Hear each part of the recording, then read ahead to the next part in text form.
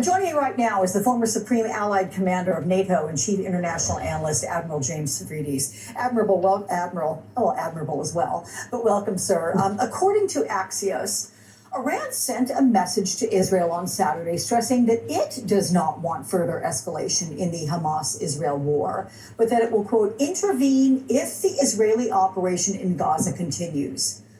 So what could intervene mean? I mean, talk to me about what it would look like if Iran were to get involved, either directly or indirectly, in this conflict. Iran really doesn't have a lot of significant levers to pull, with one exception, Alex, and that, of course, is Hezbollah, this creature of Iran, a terrorist organization, one of the most effective terrorist organizations in the world, which is north of Israel in Lebanon and is in possession of 130,000 surface-to-surface missiles. So what Iran could do, and what they're subliminally threatening to do, is to unleash Hezbollah. That would be a mistake on the part of Iran, and that's the reason there's not one but two American aircraft carriers off the coast, not of Israel, but of Lebanon. Those carriers are there directly to send a signal to Tehran that the United States does not want to get involved militarily in this, but if a northern front is open, if Hezbollah launches missiles, look for American fighter jets to come in and take those missiles out. So I don't think Iran has a significant hand of cards to play here, particularly now that the administration has moved American military power close by. And your interpretation, sir, of that which we heard from Matt Bradley talking about some pushback from the Egyptian president when talking about the war, the involvement in the greater picture, how do you read that?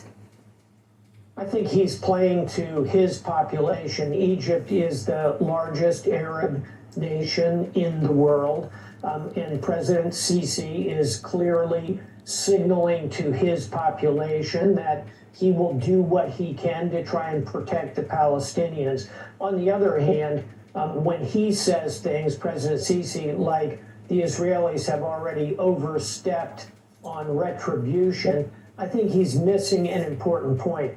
What the Israelis are doing is really not about retribution. It's about prevention.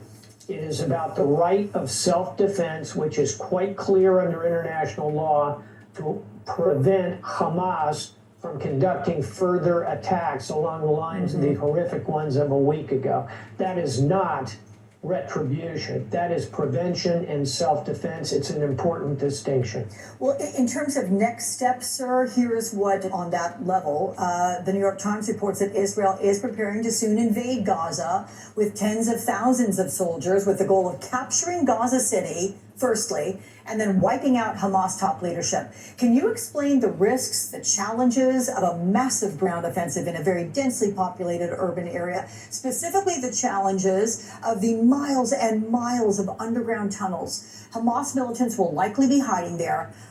I want to know how those tunnels work.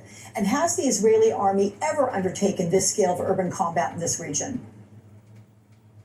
The answer to your final question is no. They have never been in a position to set up to bring several 100,000 troops into a city of 1.2 million and face the enormous challenges of urban warfare, which include you can't maneuver your tanks. If you are mindful of civilian casualties, the way the Israelis are, you don't simply have a free hand to go in and flatten the entire place. Obviously, Israel has the military capacity to simply destroy Gaza.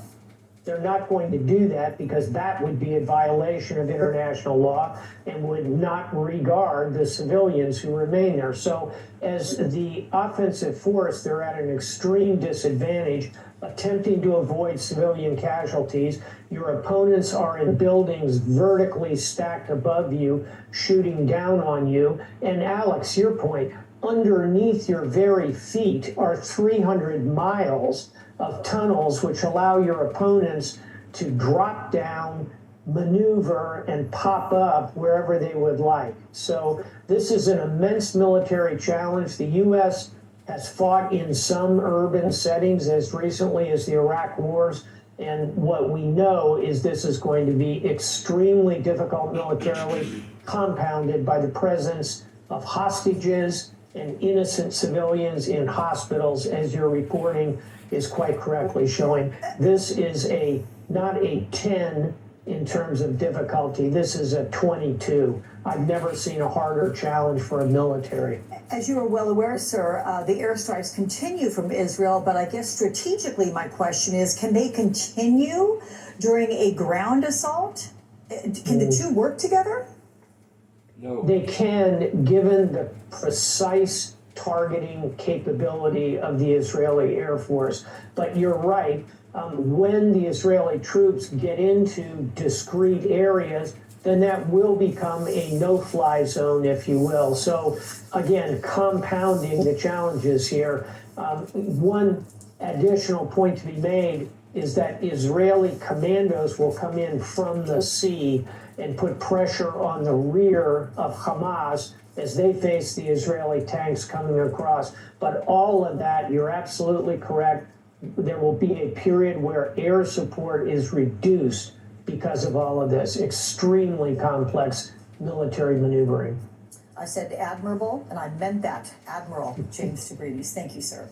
In a moment, hear from an American citizen whose 5 family members are being held hostage by Hamas. But first, there's something new from the president today. He answers a very pointed question about war when we're back in 60 seconds.